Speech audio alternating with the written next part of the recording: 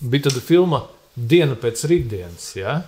Kur pasauli tiek skaistā veidā biedēta ar klimatu pārmaiņām. Ja? Vai pat visi šitie ledus laikmets, multenes un tā tālāk un tā tālāk.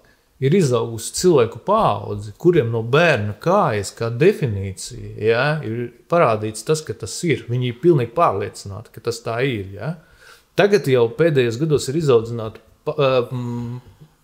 paudze, kuru pilnīgi uzskata, ka viss LGBT, transgenderisms, visas šīs dīvainības, ka tas ir pilnīgi normāli. Un nenormāli ir tie cilvēki, ja? Tumsoņas, nenormāli, galēji labēji ekstrēmisti, kas būtībā dzīvo pēc tādas pārliecības, kā 90. gados dzīvo visi cilvēki, ja?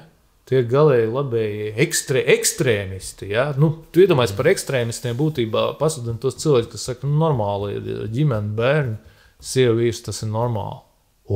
Tu tā saki, tu taču esi ekstrēmists, galēji labējais ekstrēmists, gandrīz fašists, ja? Kas tu tā vari atļauties runāt.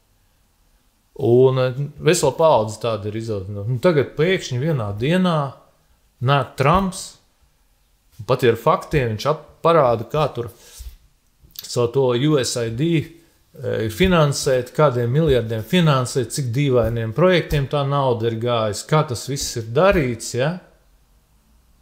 Kāda tur ir korupcija apkārt, kā tas viss ir speciāli izaudzēts no kaut kurienes. Vienalga, viņš nevar izmainīt to pārliecību. Ja?